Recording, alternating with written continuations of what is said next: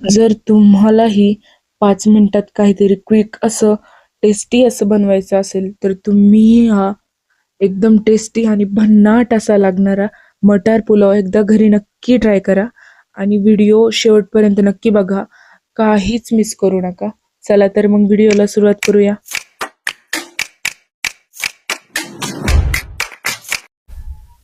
तर सर्वप्रथम काय करायचंय, मी हे सर्व चिरून घेतले आणि इथे मटार सुद्धा घेतलंय. आता मी आहे ना एक कुकर ठेवलेला आहे तापवायला. त्यात 2 पळ्या तेल टाकायचे, म्हणजेच 2 चमचे. आता आहे ना हे तेल छान असं गरम होऊन द्यायचे आणि हा पुलाव आहे ना चवीला इतका छान लागतो ना, तुम्ही घरी एकदा नक्कीच ट्राय करा. आता आपलं तेल आहे ना छानपैकी तापलेलं आहे. आता ह्यात आहे ना आपण जिरी 1 चमचा आणि 1 चमचा मोहरी टाकून घेऊया. हे दोन्ही छान तडतडलं की ह्यात आता आपण कढीपत्ता टाकूया आणि कढीपत्ता ही छान तडतडून द्यायचा आहे. आता कढीपत्ता ही चांगल्या प्रकारे तडतडला ना की ह्यात बारीक चिरलेली हिरवी मिरची आहे ना टाकून घ्यायची आहे आणि मग 2 उभे चिरलेले कांदे टाकून घ्यायचे आणि हे परतत राहायचे. फुल गॅसच ठेवलेला आहे मी, बारीक गॅस नाही करायचा शक्यतो. हा पुलाव आहे ना एकदम सोपा असतो. यात मी बटाटा सुद्धा टाकलेला आहे, एक उभा चिरलेला किंवा बारीक चिरलेला, ऑप्शनेबल आहे. नाही टाकला तरी सुद्धा चालेल, पण छान लागतो त्यामुळे नक्कीच टाका. आता हे बटाटा पण आपण छानपैकी परतून झाला ना की ह्यात त्यांना एक एक बारीक चिरलेलं टोमॅटो टाकून घ्यायचा आहे. तो पण छानपैकी परतत राहायचा आहे. आता हे भाजून झालेले आहेत थोडे. आता आपण तांदूळ घेऊया 2 ग्लास आणि ते छान प्रकारे आहे ना धुवून घेऊया.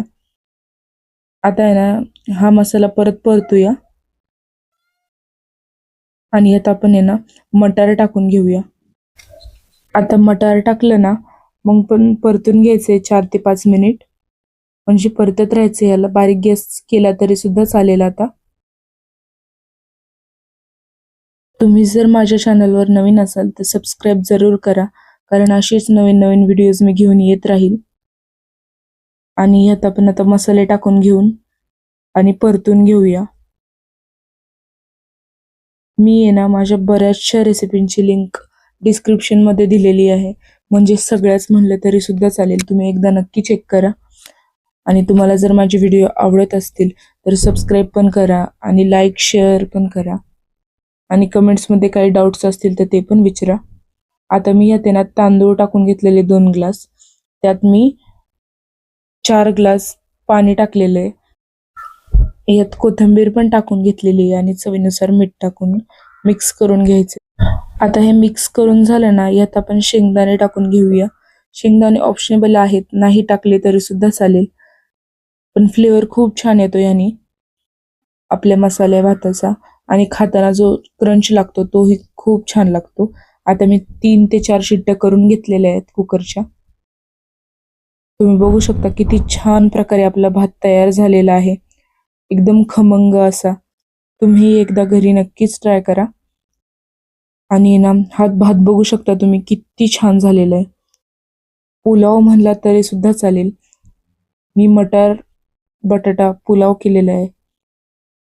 हा चवीला इतका छान लागतो ना, एकदा नक्कीच ट्राय करा तुम्ही. खूप सिंपल रेसिपी आहे आणि खूप पटकनही बनते आणि चवीलाही तितकीच छान लागते.